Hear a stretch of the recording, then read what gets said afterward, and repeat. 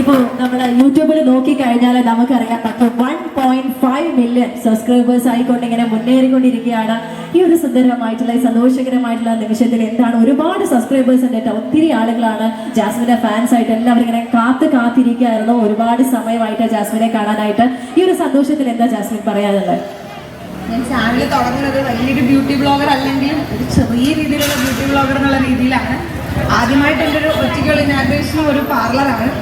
അപ്പൊ അത് രണ്ടുകൂടെ കണക്ട് ചെയ്തപ്പോൾ എനിക്ക് സന്തോഷം. തീർച്ചയായും നമുക്ക് ബിഗ് ബോസിലൊക്കെ എത്തുന്നതിന് മുന്നേ തന്നെ ജാസ്മിന് ഞങ്ങൾക്ക് അത്രയും പ്രിയപ്പെട്ടവരാണ്. തീർച്ചയായും കാരണം നമുക്ക് ഒരുപാട് ബ്യൂട്ടി ടിപ്സുകൾ എന്തുണ്ടെങ്കിലും ഞാനൊക്കെ ആദ്യം നോക്കുന്നത് ജാസ്മിന്റെ ചാനലാണ് കേട്ടോ. അത്രയും നമുക്ക് അത്രയും ട്രൂ ആണ്. നമുക്ക് 100% നമുക്ക് വിശ്വസിച്ച് നമുക്ക് ചെയ്യാൻ പറ്റുന്നതാണ് നമ്മുടെ ജാസ്മിൻ. അത്രയും നല്ല നല്ല കാര്യങ്ങളാണ് നമുക്കായിട്ട് ജാസ്മിൻ സമ്മാനിച്ചുകൊണ്ടിരിക്കുന്നത്. അപ്പൊ ജാസ്മിൻ, ഇനി നമുക്ക് നമ്മുടെ ബിഗ് ബോസിലെ ചില കാര്യങ്ങൾ, ബിഗ് ബോസ് ശരിക്കും നമുക്കറിയാം ചില ഇൻസിഡന്റ് ഒക്കെ നമുക്കൊക്കെ ഒത്തിരി വിഷമം ഉണ്ടാക്കിയിട്ടുള്ള ഒരുപാട് സാഹചര്യങ്ങൾ ഉണ്ടായിട്ടുണ്ട്.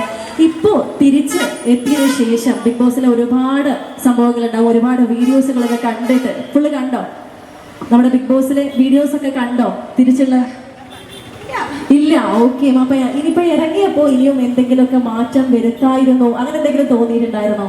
അവിടെ നമുക്കതിൽ ഇനി മാറ്റം വരുത്താനൊന്നുമില്ല, കഴിഞ്ഞതല്ലേ. അങ്ങനെയല്ല ഞാൻ ഉദ്ദേശിച്ചത്, ഇനി മാറ്റം വരുത്താമായിരുന്നോ നമ്മൾ സ്വയം ചിന്തിക്കുമല്ലോ, അങ്ങനെ ചിന്തിച്ചിട്ടുണ്ടായിരുന്നോ എന്നാണ് ഉദ്ദേശിച്ചത്. ഓക്കെ. അപ്പൊ എന്തായാലും ഒരുപാട് സന്തോഷം.